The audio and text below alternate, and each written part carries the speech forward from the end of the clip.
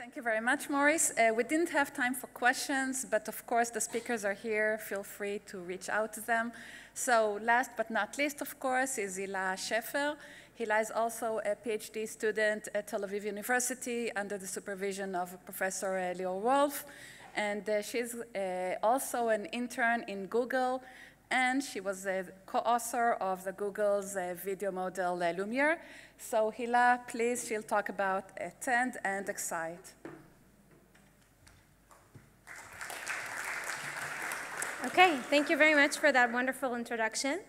So as we said, I'm going to talk about attend and excite, which is a work that we did in Tel Aviv University.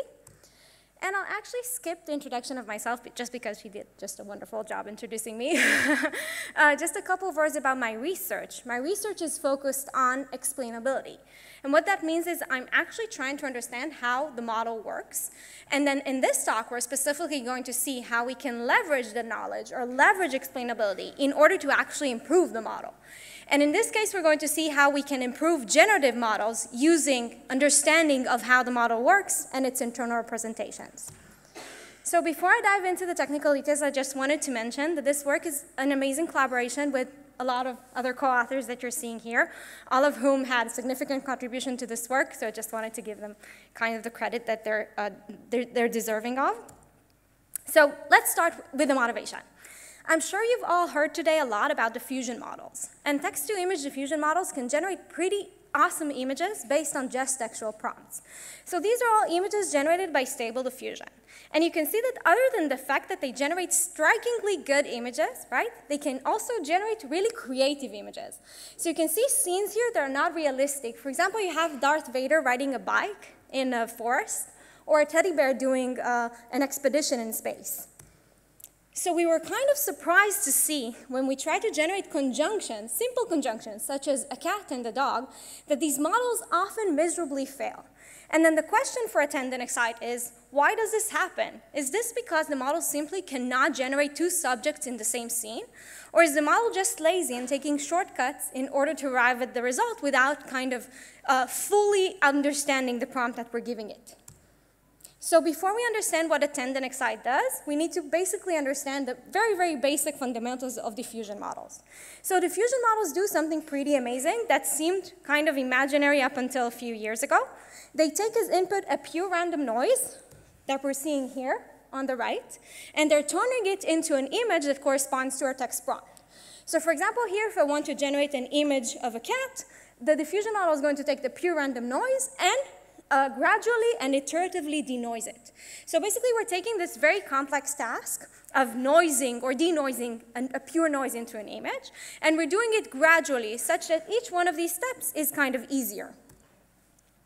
Now, I won't get into the technical details of how diffusion model is implemented, but what you're seeing here is a single diffusion step. So the diffusion model takes a noisy latent ZT, and it inserts it into the unit and outputs a slightly less noisy latent ZT minus 1. Now, you may wonder, how does the model know to generate something that corresponds to my text, right? The text needs to kind of be incorporated here in some way. So the method that we're using in order to incorporate text is called cross-attention. And cross-attention are these connections there that you're seeing marked with KV. So cross-attention is a mechanism that allows you to take information from the text and inject it into the latent ZT, such that the model knows to generate an image that corresponds to your text. And now, if we want to understand why the model failed to generate the conjunction, right, jointly in the same image, we should probably examine these cross-attention connections, because these are the connections that actually correlate between the text and the image, right? This is the only entry point of text into the model. So what we're going to do is we're going to take a look at these cross-attention relations. The cross-attention relations basically have two main components that we're going to talk about today: the queries and the keys. Now, the queries are a projection of the latent that we saw in the previous slide, ZT, okay? And the keys are a projection of the input text. And then basically what the attention mechanism does is it creates this wonderful attention matrix that is the center of many, many works other than attend and excite. And then what this attention map does is it allows us to create a connection between each one of the patches of the image and each one of the tokens of the text. So we have P by P patches in the image, right? The image is divided into a grid of, of even size patches. And then for each one of these patches, we're going to define a distribution over the text tokens. So the first row in the matrix is going to correspond to the first patch in the image. And then for the first patch in the image, we're going to define a distribution over the text tokens. So we're going to assign a probability to a lion with a crown. And then these probabilities are going to determine how much information is transferred from the token to the patch. And then basically what we can do is if you observe, each one of those columns is actually of shape P by P, basically the shape of the image, right? So we can take each one of these columns and reshape them to be P by P. And then we kind of get heat maps or activation maps for each one of the tokens in the text. And these activation maps will show us where, if at all, the token is generated in the image. So you can see that the activation map for lion is very highly activated, right? We have a lot of high activations around the middle of the image, while the activation map for crown is not activated at all. Basically, this means that the reason, the underlying reason, why the model generated the lion and not the crown is because lion got much attention, right, somewhere in the image, while crown got no attention at all. So no patch in the image actually attends to crown.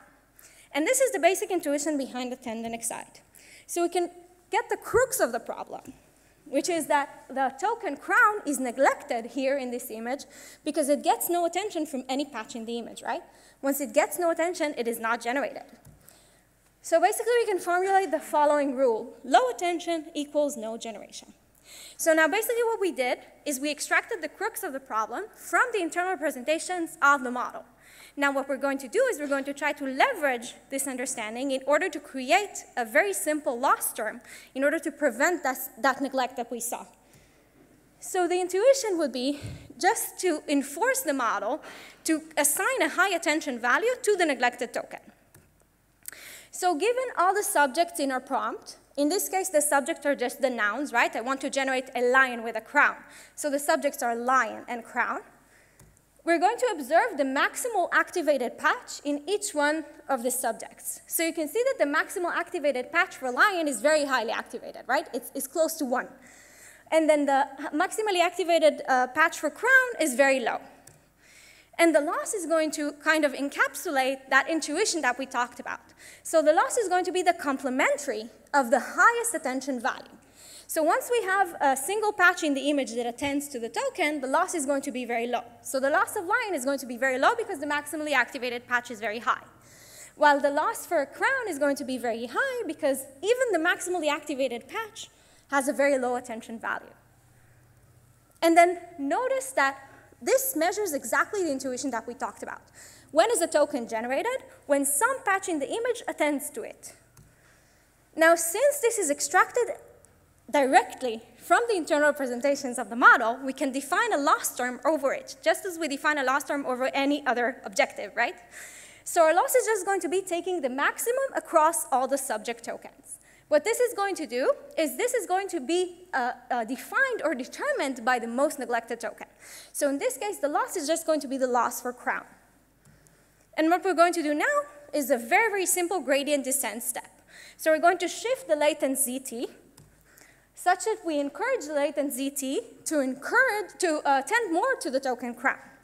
Now, when we shift the latent ZT using gradient descent, let's see what the effect of this on the cross-attention mechanism. So the latent ZT is basically what affects the queries, right? So what we do when we shift the latent ZT is we encourage the query or the queries of the image to attend more to crown. Basically, what we're doing is we're encouraging the model to attend more to the token that it neglected. Now, you may wonder what happens if we have more than one token, right? Or more than one neglected token, if we have a long sentence with many tokens. We saw that the loss is kind of determined by the most neglected token, right? So how can we account for multiple tokens or multiple neglected tokens? We solved this with a method called iterative refinement. And what iterative refinement does is as follows.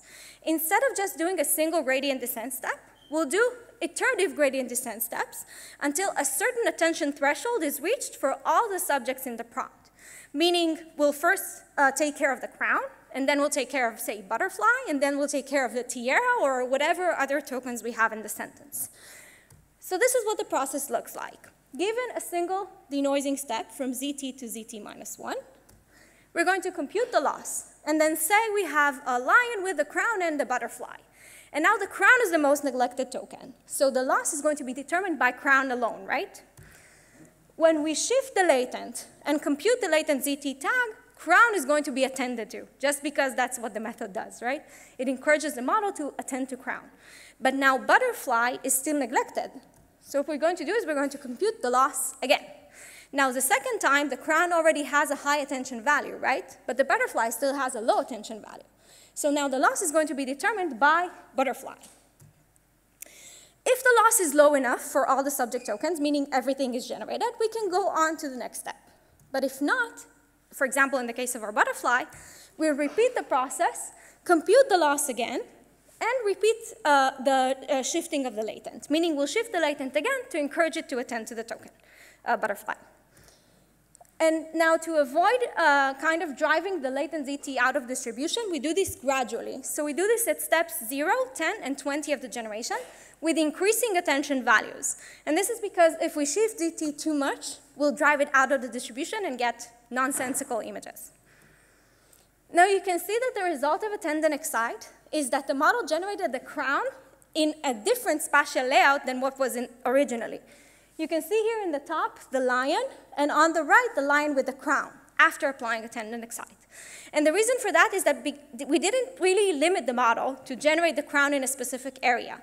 The loss just encouraged the model to generate the crown somewhere in the image. So the model can choose to change the spatial layout of the image in order to fit it to the text prompt. So basically what we did is we understood the internal representations by the model, and then we used that or leveraged that in order to correct the model and correct its behavior. So let's take a look at some examples. Our infamous cat and dog example. As you can see, Stable Diffusion fails to generate both a cat and a dog in the same scene. When applying attend and excite, this is a neat feature. You get a cat and a dog in the same image, but then you're also not losing the expressiveness of the model. So you can see different breeds of cats and dogs. So you can keep the model expressive. Basically, attend and excite does not limit the model whatsoever. It doesn't limit the spatial structure or the actual generated subjects. It just encourages the model to generate everything. Here's an example where you can see that attend and excite also improves attribute bindings. So here the prompt is a bit more complex. We want a red bench and a yellow clock.